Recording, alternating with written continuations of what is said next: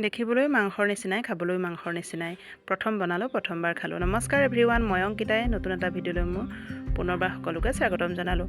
আহকচোন মইনো কি বনালোঁ আজি ভিডিঅ'টোৰ মাজলৈ যাওঁ। মই আজি বৰ ধুনীয়া এটা ৰেচিপি আপোনালোকৰ মাজলৈ লৈ আহিছোঁ।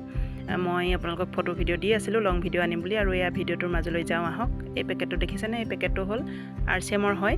বৌ এজনীয়ে কৈছিল যে জান এইটো খাই চোৱাচোন, বিৰাট ভাল লাগে খাই, আৰু সঁচাকৈয়ে পেকেটটো থৈ দিছিলোঁ কেইদিনমান, কিন্তু বনাই চালোঁ কালি আৰু ইমানেই ভাল লাগিলে খাই, সেইবাবে ভিডিঅ'টো আপোনালোকৰ মাজলৈ আগবঢ়ালোঁ। এই পেকেটটো হ'ল কাঠফুলাৰ চয়াবিন হয়। এয়া চয়াবিনখিনি মই এটা বাচনত উলিয়াই ল'লোঁ আৰু উতলা পানী ইয়াতে মই ঢালি দিম। কাঠফুলাৰ চয়াবিন প্ৰথম খালোঁ, আৰু যিসকলে খাই পাইছে কমেণ্ট কৰিবচোন দেই। এয়া তাতে মই উতলা পানী ঢালি দি মই 5-6 মিনিটমান ৰাখিম। যিহেতু মই পূৰা উতলি থকা পানী ঢালিছোঁ, সেইবাবে মই 5-6 মিনিট ৰাখিম। যদি অলপ কুহুমীয়া পানী ঢলা হয় তেতিয়া 10 মিনিটমানো ৰাখিব লগা হ'ব পাৰে, যিহেতু চয়াবিনখিনি অলপ ডাঙৰ হয় আৰু কোমল হ'ব লাগিব।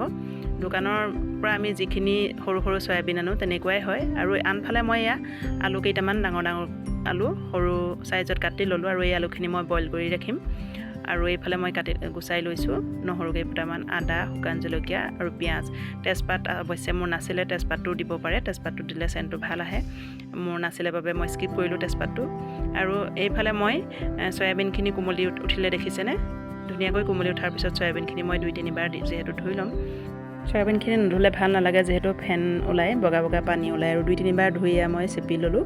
কিমান চফ্ট চাওকচোন, চয়াবিনটো একদম বহুত কোমল হয়, কিন্তু পিচটো বহুত ডাঙৰ ডাঙৰ হয়, মাংসৰ নিচিনাই হৈছে দেখিবলৈও। আৰু আনফালে মই মোৰ বগী কেৰাহীখন এয়া গৰম হ'বলৈ দিলোঁ। বগী কেৰাহীখন গৰম হোৱাৰ পিছতে মই ইয়াতে মিঠাতেল ঢালি দিলোঁ। মিঠাতেল পৰিমাণ অনুসৰি বেছিকৈ হ'লেও ভাল নালাগে, আৰু ভিডিঅ'ত দেখুওৱাৰ নিয়ম যেতিয়া দেখুৱাবই লাগিব, সেইবাবে মই দেখাইছোঁ। চবেইটো এনেকৈ বনায়েই, কিন্তু তথাপিও নিয়মভাৱে মই দেখাইছোঁ। গৰম তেলতে মই পাঁচফোৰণ কেইটামান দি দিলোঁ, লগতে শুকান জলকীয়া কেইটাও মই দি দিলোঁ, আৰু ইয়াতে মই কাটি লোৱা পিঁয়াজখিনি দি ল'লোঁ। এইখিনি মই ধুনীয়াকৈ অলপ সময় ভাজি ল'ম। আদা নহৰুখিনি মই অলপ লাহে লাহে দিম। আদা নহৰু তেলত প্ৰথমেই দি দিলে তেলত লাগি ধৰে, আৰু পিছত এটা গোন্ধোৱা চেণ্ট আহে, সেইবাবে আদা নহৰু মই অলপ পিছত দিওঁ। এয়া ধুনীয়াকৈ মই ভাজি ল'লোঁ। ভাজি লোৱাৰ পিছতে অলপ ভাজ খোৱাৰ পিছতে মই ইয়াতে আদা নহৰু পিচি লোৱা পেষ্টখিনি মই ইয়াতে দি দিলোঁ। এইখিনি একেলগে মই আৰু অকণমান সময় ভাজি ল'ম ৰঙচুৱা হোৱাকৈ, যিহেতু ভালকৈ ভাজিলেহে ইয়াৰ আদা নহৰু পিঁয়াজৰ গোন্ধটো ওলায়, সেইবাবে মই এয়া ধুনীয়াকৈ ভাজি লৈছোঁ। এয়া ৰঙচুৱা হোৱালৈকে ভাজি লোৱাৰ পিছতে মই ইয়াতে যিখিনি চয়াবিন মই টুকি ৰাখিছিলোঁ, সেই চয়াবিনখিনি মই ইয়াতে দি দিম। অলপ সময় ভাজি ল'ম। এয়া চয়াবিনখিনি মই ধুনীয়াকৈ ইয়াতে দি ভাজি লৈছোঁ। এইখিনি মই ধুনীয়াকৈ লৰাই ল'ম।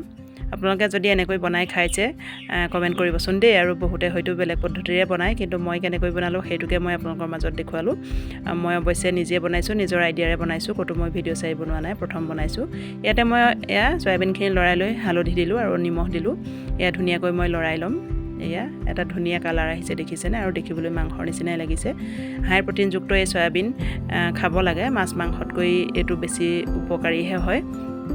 ইয়াতে মই বইল কৰি লোৱা আলুখিনি দি দিলোঁ। এয়া ধুনীয়াকৈ মই অলপ সময় ভাজি ল'ম। যদিও আলুখিনি বইল কৰি লৈছোঁ, সিজি থাকিলেও ভাজি ল'লে অলপ ভাল লাগে।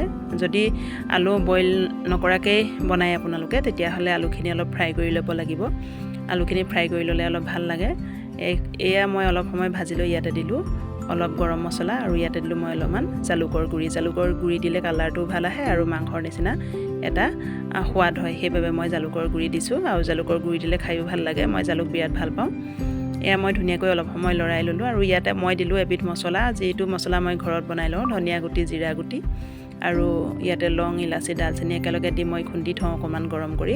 যিহেতু যিটি বনাই থাকোঁতে আমাক লাগেই মছলা অকণমান, সেইকাৰণে মই ঘৰতে বনাই থওঁ, সুবিধা হ'লেই দিব পৰাকৈ। আৰু ইয়াতে মই উতলা পানী দি দিলোঁ। ইয়াত মই অন্য মছলা একো এড নকৰোঁ। আৰু এয়া ধুনীয়াকৈ উতল আহি আছে। অকণমান মই ৰসালকৈয়ে বনাইছোঁ, যিহেতু ল'ৰাই বৰ বেছি গ্ৰেভি হ'লে খাই বেয়া পায়, আৰু সেইবাবে মই অকণমান জোল থকাকৈয়ে বনাইছোঁ, আৰু খাবলৈ বিৰাটেই ভাল হৈছিলে এই ৰেচিপিটো। আপোনালোকে যদি বেলেগকৈ বনাই খাইছে জনাবচোন দেই, কিন্তু মই এনেকৈহে বনালোঁ।